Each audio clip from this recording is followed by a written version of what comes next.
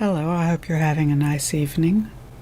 Today I will be reading a book called The Yoga Sutras of Patanjali. This is a book that was translated and introduced with commentary by Alistair Shearer. The commentary is the long introduction. The sutras begin now. And now the teaching on yoga begins. Yoga is the settling of the mind into silence.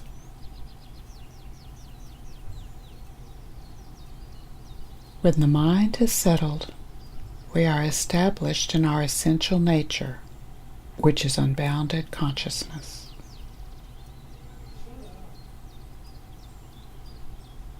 Our essential nature is usually overshadowed by the activity of the mind.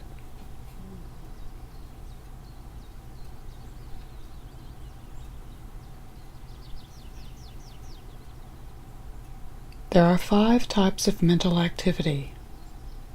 They may or may not cause suffering. These 5 are understanding, misunderstanding, imagination, sleep, and memory. Understanding is correct knowledge based on direct perception, inference, or the reliable testimony of others. Misunderstanding is the delusion that stems from a false impression of reality. Imagination is thought based on an image conjured up by words and is without substance. Sleep is the mental activity that has as its content the sense of nothingness. And memory is the returning to the mind of past experience. These 5 types of mental activity are settled through the practice of yoga and the freedom it bestows.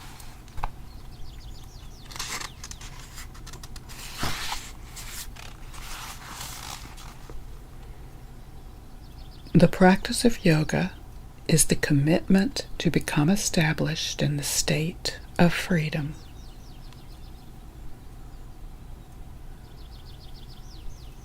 The practice of yoga will be firmly rooted when it is maintained consistently and with dedication over a long period.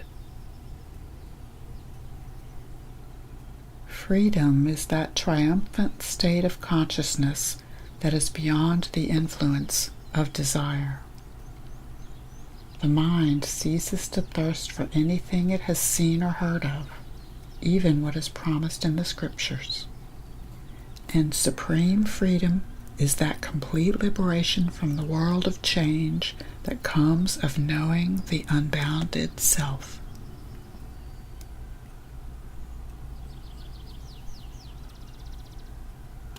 The settled mind is known as samadhi.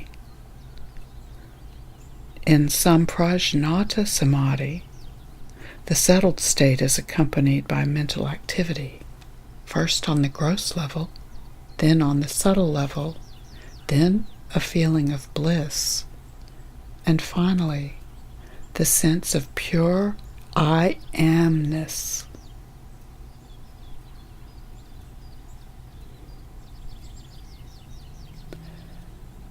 After the repeated experience of the settling and ceasing of mental activity comes another samadhi. In this, only the latent impressions of past experience remain. This is the nature of existence for beings without gross physical bodies and for those who are absorbed in the womb of all life awaiting rebirth. For others, this samadhi is preceded by trust, perseverance, recollection, tranquility, and wisdom. It is near for those who ardently desire it. Yet even among them there are degrees, mild, moderate, and intense. It can also come from complete surrender to the Almighty Lord.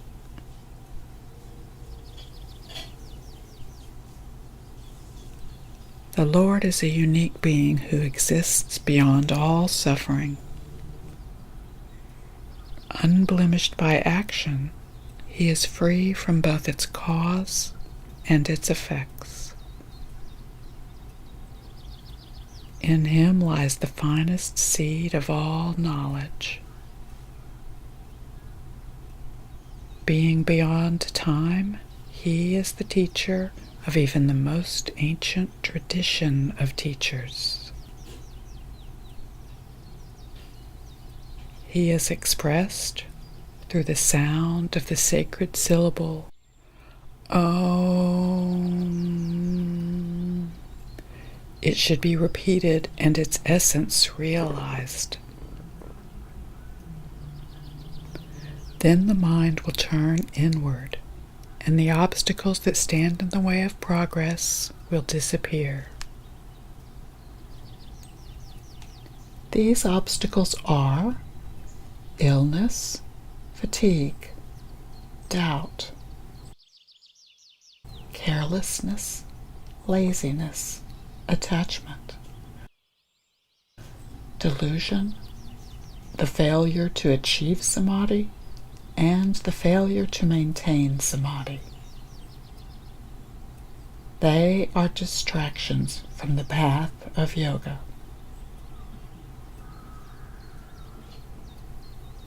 Such distractions make the body restless, the breathing coarse, and the mind agitated. They result in suffering.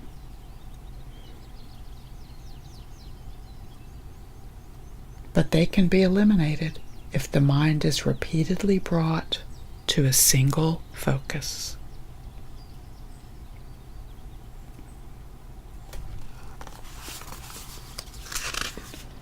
The mind becomes clear and serene when the qualities of the heart are cultivated. Friendliness toward the joyful, compassion towards the suffering, happiness toward the pure, and impartiality towards the impure. Or through the practice of various breathing techniques. Experience of the finer levels of the senses establishes the settled mind. So does experience of the inner radiance that is free from sorrow. So does being attuned to another mind that is itself unperturbed by desire. So does witnessing the process of dreaming or dreamless sleep. So does any meditation that is held in high esteem. The sovereignty of the mind that is settled extends from the smallest of the small to the greatest of the great. As a flawless crystal absorbs what is placed before it, so the settled mind is transparent to whatever it meets. The seer, the process of seeing, or the object seen. This is samapati, the state of mental absorption. The first stage of absorption is when the object of attention is gross.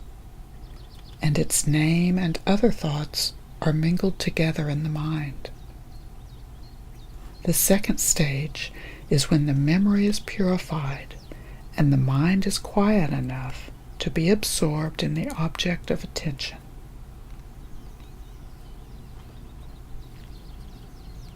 In the same way, the third and fourth stages of absorption are explained. These occur when the object of attention is subtle.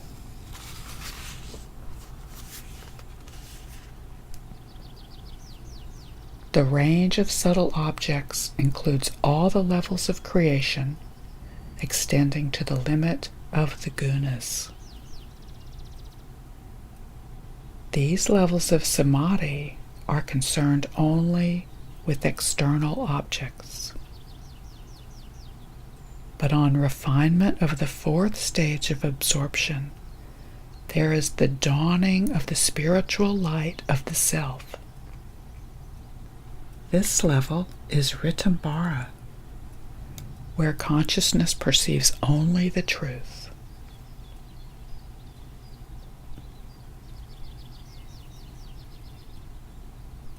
The knowledge gained through Ritambhara is qualitatively different from that gained in the usual way through testimony and inference.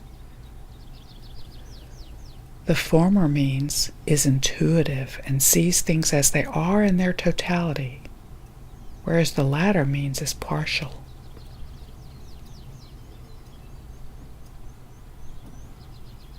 The impression born of Ritambhara prevents the accumulation of further latent impressions.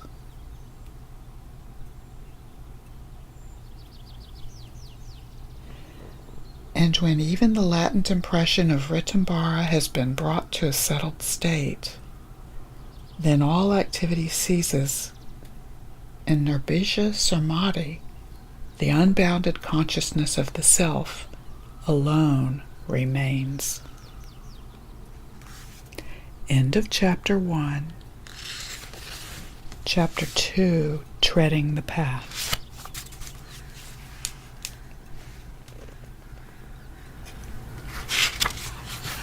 Chapter 2, Treading the Path.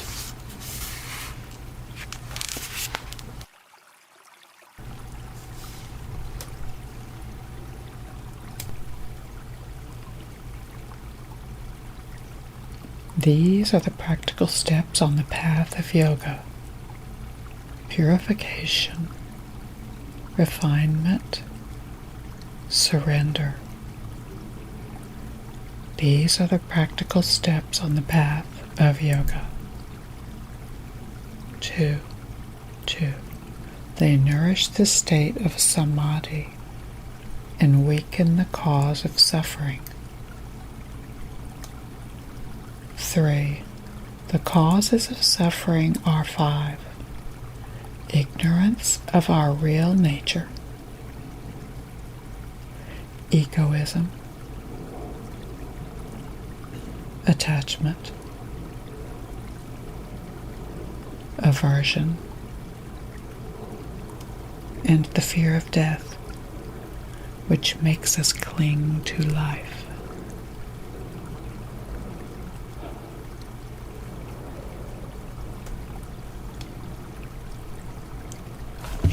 Four, ignorance of our real nature is the source of the other 4.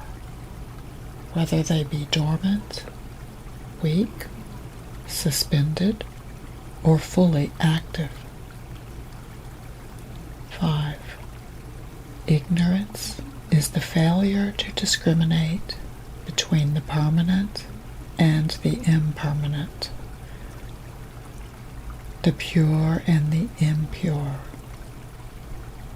bliss and suffering, the self and the non-self.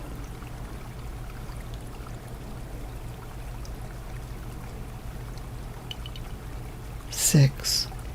Egoism, the limiting sense of I, results from the individual intellects attributing the power of consciousness to itself. 7. Attachment is clinging to pleasure. 8. Aversion is clinging to pain. 9. And the fear of death is a spontaneous feeling deeply rooted in us all, no matter how learned we may be.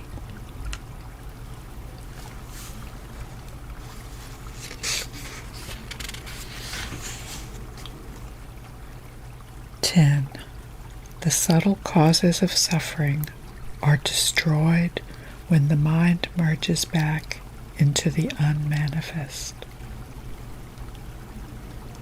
11. The gross effects of suffering are discarded through meditation. 12. The impressions of past action stored deep in the mind are seeds of desire. They ripen into action in seen and unseen ways, if not in this life, then in a future one. 13.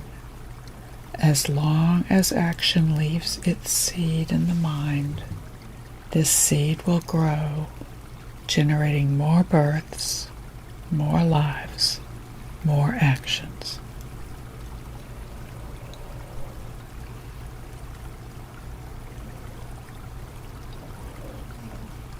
14. In these two, the fruit of wrong action is sorrow. The fruit of right action is joy.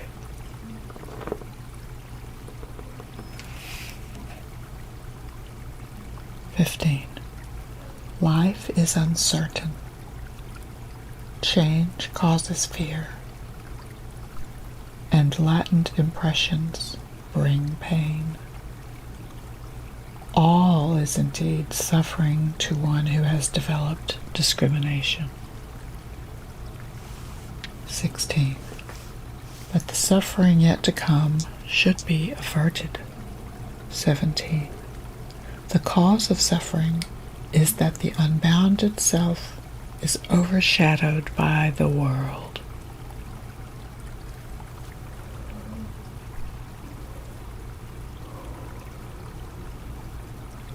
18.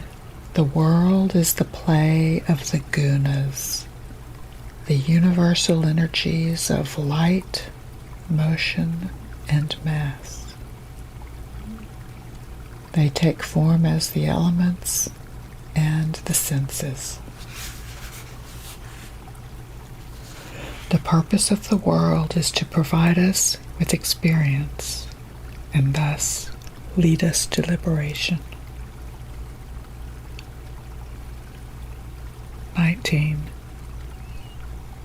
The gunas operate on various levels: gross, subtle, causal, and unmanifest. 20. But the self is boundless. It is the pure consciousness that illumines the contents of the mind.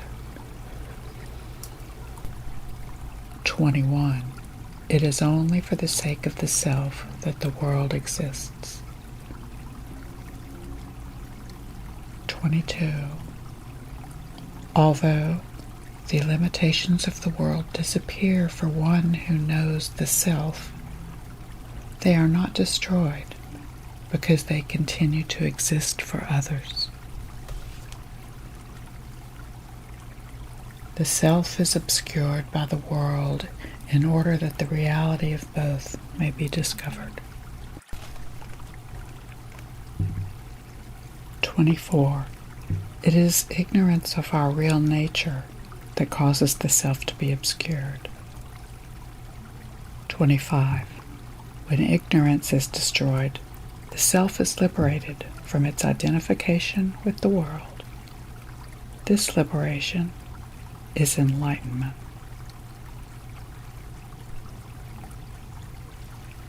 26.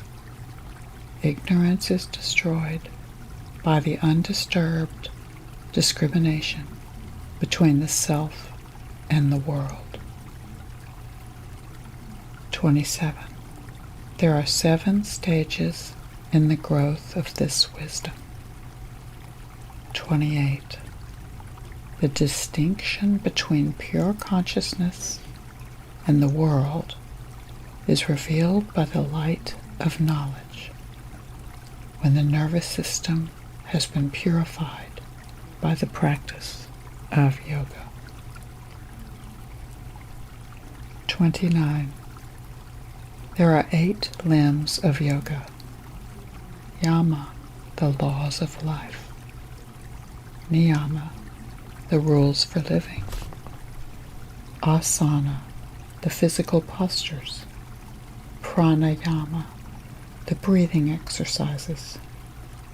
Pratyahara, the retirement of the senses. Dharana, the steadiness of mind. Dhyana, meditation. Samadhi, the settled mind. 30. The laws of life are 5.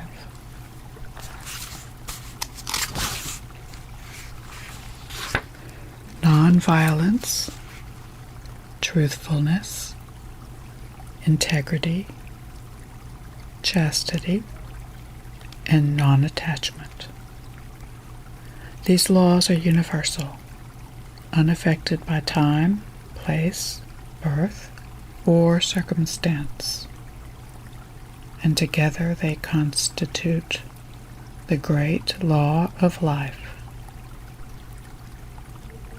32. The rules for living are 5. Simplicity, contentment, purification, refinement, and surrender to the Lord.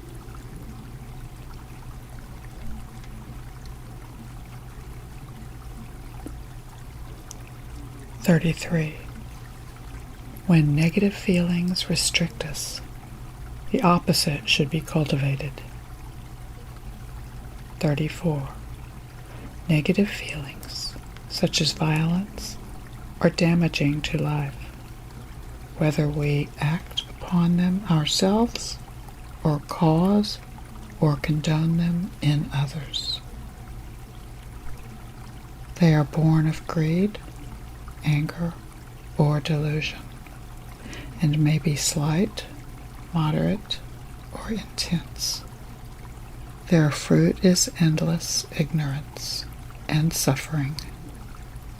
To remember this is to cultivate the opposite.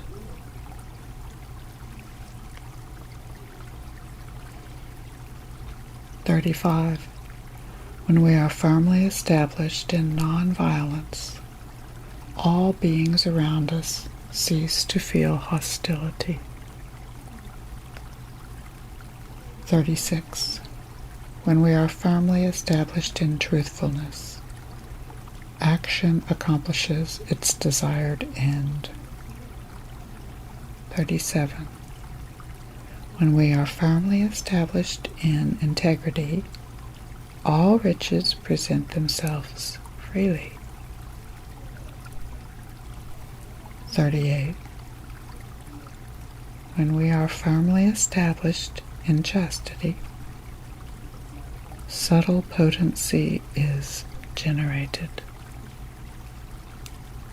39. When we are established in non-attachment, the nature and purpose of existence is understood.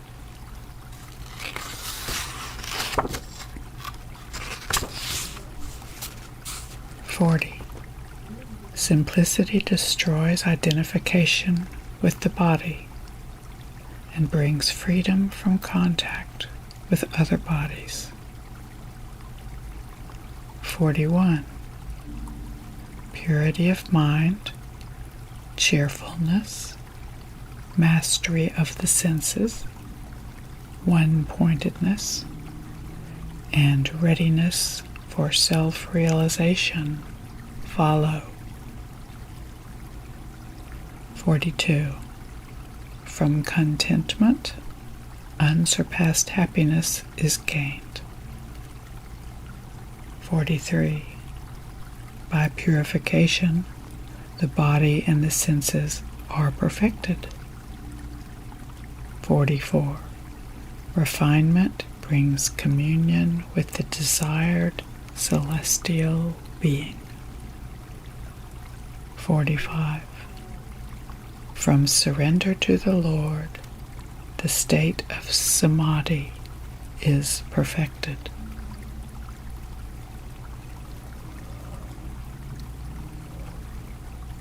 46. The physical postures should be steady and comfortable. 47.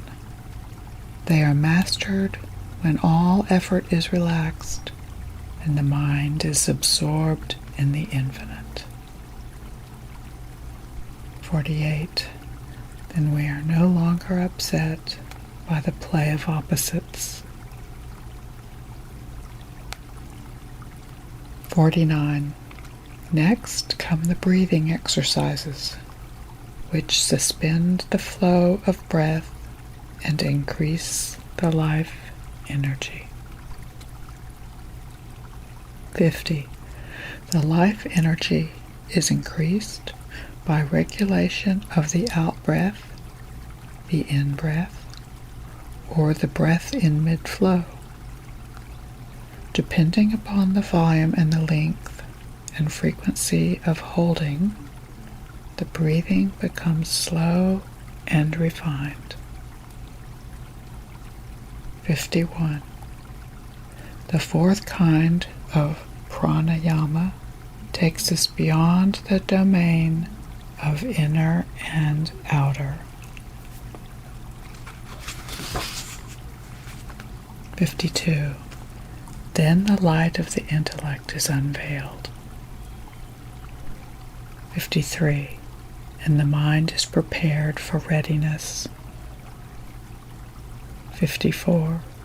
The senses retire from their objects by following the natural inward movement of the mind. 55. From this comes supreme mastery of the senses. End of Chapter 2. And Chapter 3, Expansion.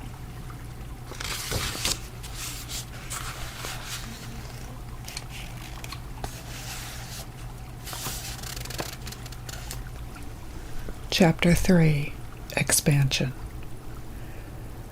When the attention is held focused on an object, it is known as dharana. When awareness flows evenly towards the point of attention, this is known as dhyana. And when that same awareness, its essential nature shining forth in purity, as if unbounded, this is known as samadhi. Dharana, dhyana, and samadhi practiced together are known as sanyama. When sanyama is mastered, the light of supreme knowledge dawns. But sanyama has its application at every stage of the development of this knowledge. It is the heart of yoga, more intimate than the preceding limits. Yet, even sanyama is outside that pure unboundedness.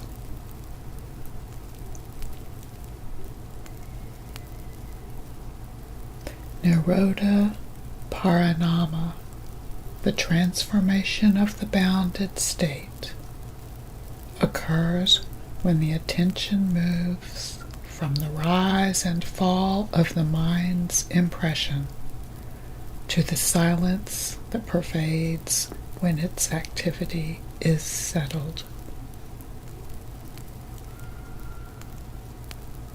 This silence flows evenly into the mind because it becomes a latent impression itself. Samadhi parinama, the transformation of the settled state, is the alternation between the mind's being one-pointed and its being unbounded.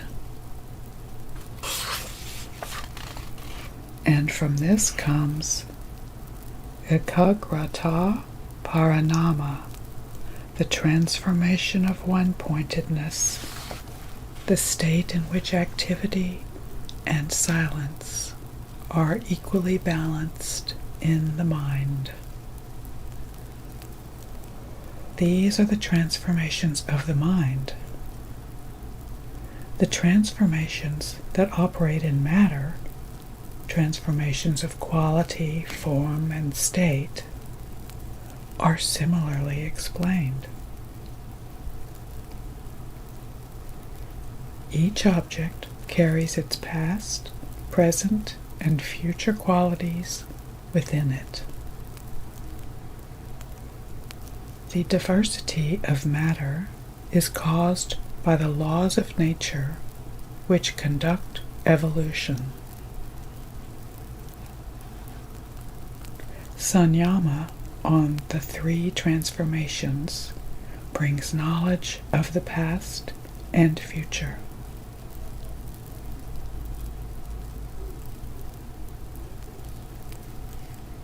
Perception of an object is usually confused because its name, its form, and an idea about it are all superimposed upon each other.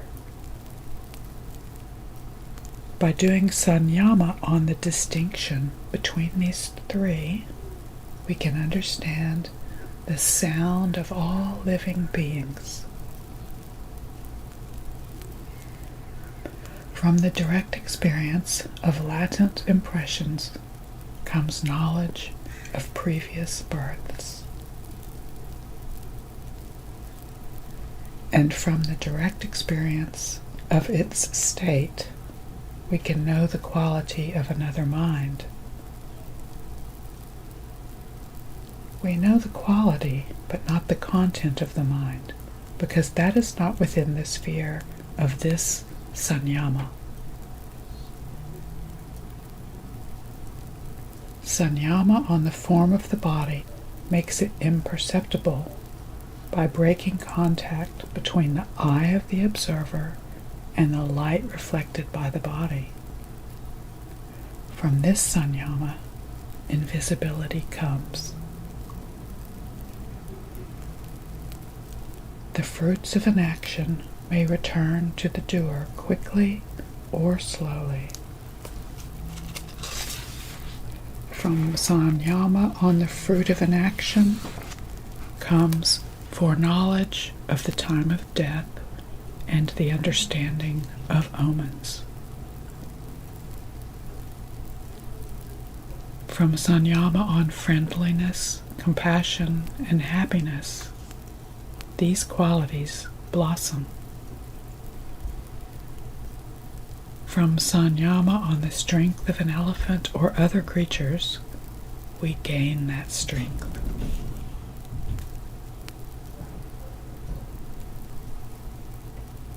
By directing the inner light, we can see what is subtle, hidden from view, or far away.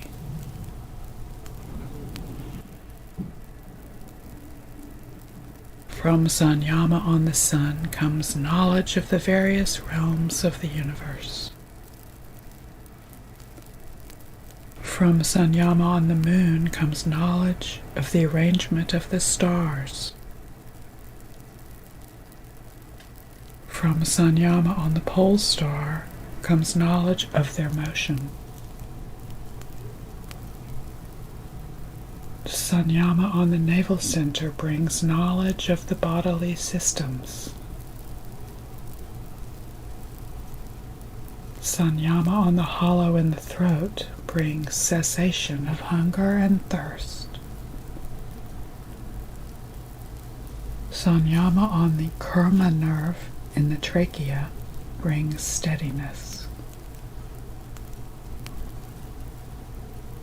From Sanyama on the light in the head, we see the perfected ones.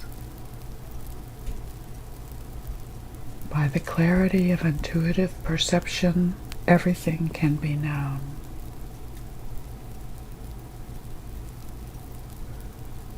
From Sanyama on the heart comes awareness of pure mind.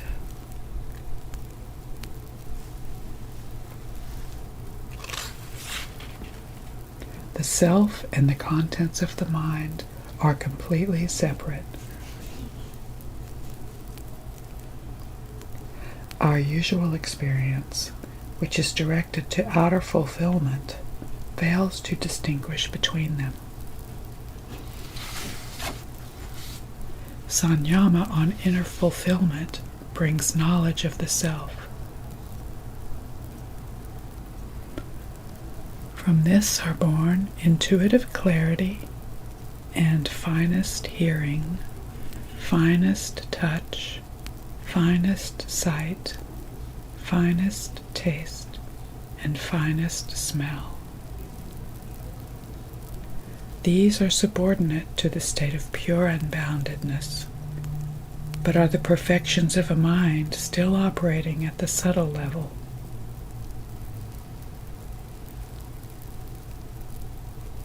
When attachment to the body is loosened, and there is perfect knowledge of the movement of the mind,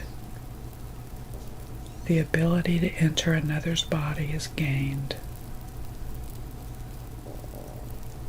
On mastery of Udana, the life breath that rises through the body, we can direct it upward and avoid contact with such things as water, mud, and thorns.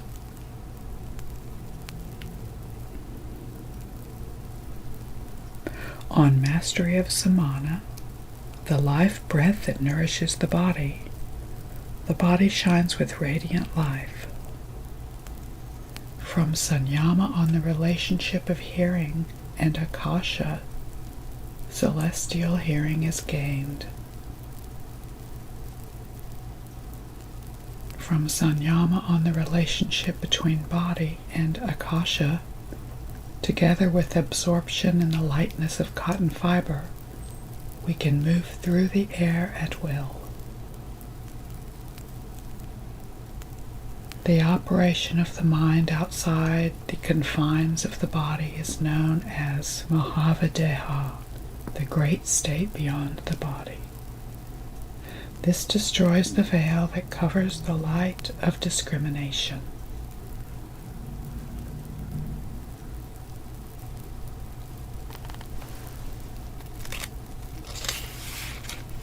Mastery over the elements comes from Sanyama on their forms: earth, water, fire, air, and space.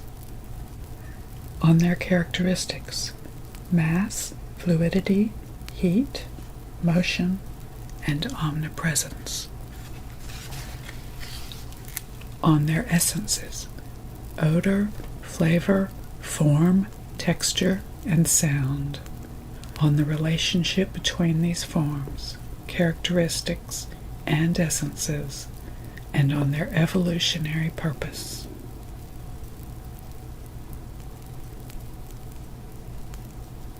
From mastery over the elements come the 8 physical perfections: shrinking the body to the size of an atom, becoming very light, becoming very heavy, becoming very large, developing an irresistible will, controlling the elements, materializing objects and causing them to disappear, fulfilling all desires,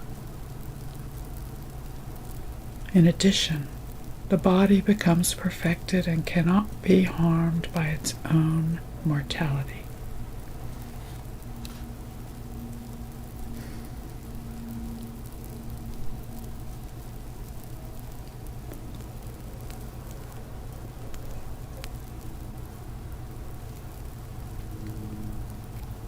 The attributes of a perfected body are beauty, grace, strength, and adamantine hardness.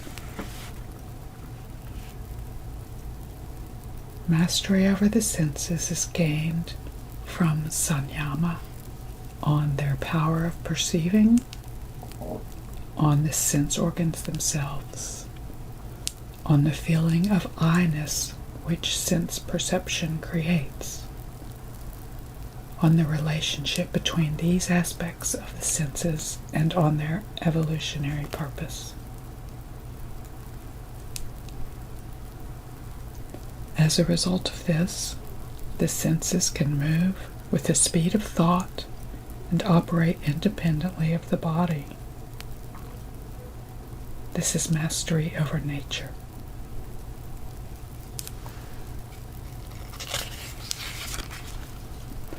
He who has realized the distinction between the subtlest level of his mind, which is translucent intellect, and the self, enjoys supremacy over all creation.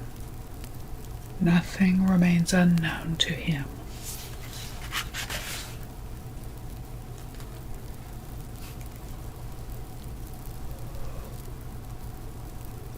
And when he is unattached even to this state, the very seeds of bondage are destroyed, and enlightenment follows.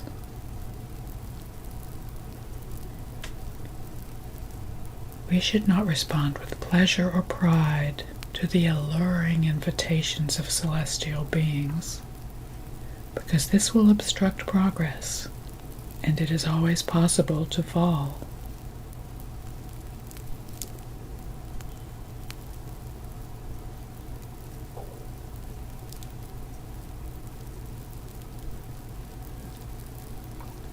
From sanyama on moments and their succession, the finest discriminative knowledge is born. This enables us to distinguish between two objects that are to all appearances identical. Knowledge is born of the finest discrimination. Knowledge born of the finest discrimination takes us to the farthest shore. It is intuitive, omniscient, and beyond all divisions of time and space.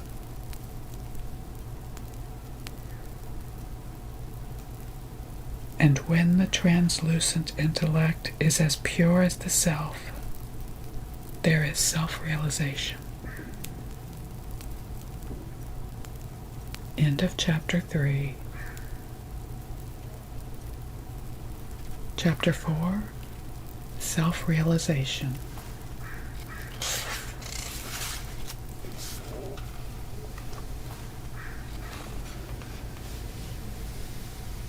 The perfections may already be present at birth, or they can be developed by herbs, mantras, or by purification, and by samadhi.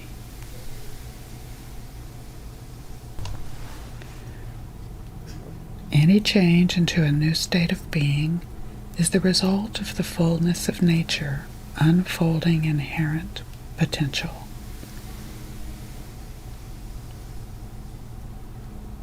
But the apparent causes of a change do not, in fact, bring it about. They merely remove the obstacles to natural growth, as a farmer clears the ground for his crops.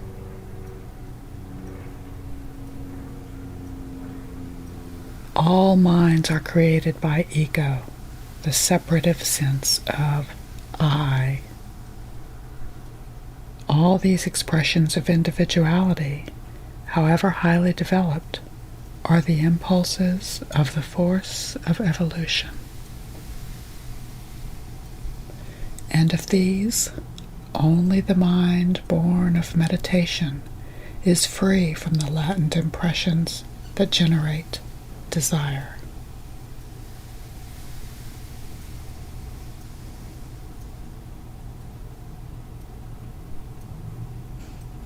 The actions of an enlightened being are neither black nor white, but those of others are threefold.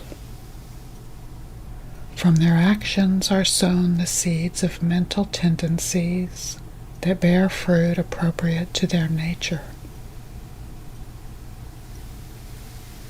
Memory and impression have similar forms. They give birth to our tendencies, which operate continuously to shape our lives, even if their cause is separated from their effect by time, by place, or by lifetimes. And tendencies are without beginning, because the desire for fulfillment, which sustains them, is everlasting.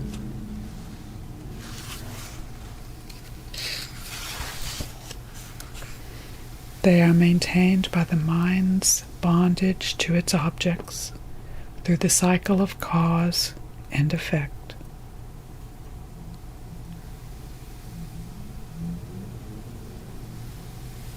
The past and the future exist within an object and are due to the difference in the characteristics of that object.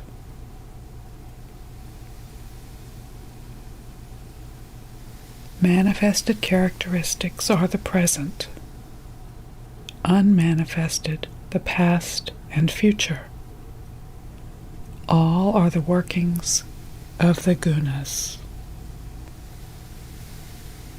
The state of an object at any moment arises from the unique state of the gunas then operating. Two similar objects appear different because of the difference in the minds that perceive them. An object does not depend on a single mind for its existence, for if it did, what would become of it when not perceived by that mind?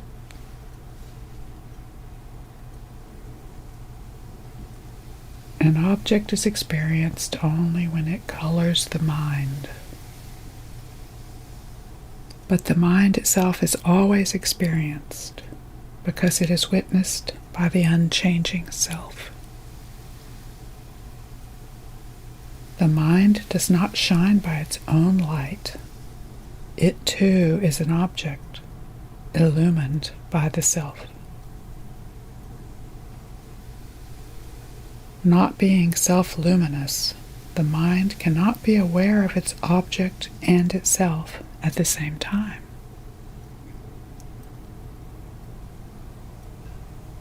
Nor is the mind illumined by another more subtle mind, for that would imply the absurdity of an infinite series of minds and the resulting confusion of memories.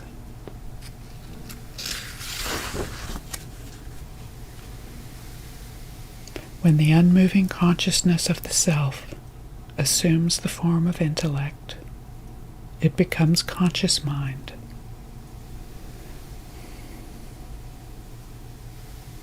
The mind that is colored by both its object and the self is all-embracing. And the mind, despite its countless separative tendencies, exists for the sake of the self, because it is dependent upon it.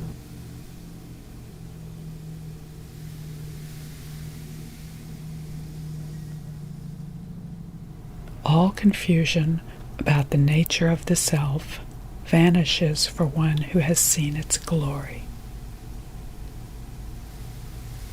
Then, truly, the mind begins to experience the self as separate from activity and is naturally drawn towards enlightenment. All thoughts that arise to interrupt this discrimination are born of the latent impressions that still exist. These are to be destroyed by the same means as were described for the causes of suffering. One who has attained complete discrimination between the subtlest level of the mind and the self has no higher knowledge to acquire. This is Dharma Mega Samadhi, the state of unclouded truth. It destroys the causes of suffering, and the bondage of action disappears. Knowledge that has been freed from the veils of impurity is unbounded. Whatever can be known is insignificant in its light. This samadhi completes the transformations of the gunas and fulfills the purpose of evolution. Now the process by which evolution unfolds through time is understood.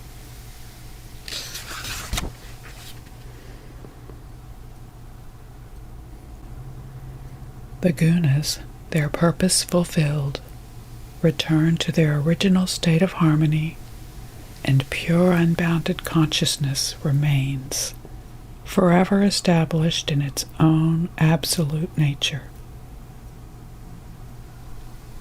This is enlightenment. End of chapter 4. End of Alistair Shearer's book on the Yoga Sutras of Patanjali with commentary.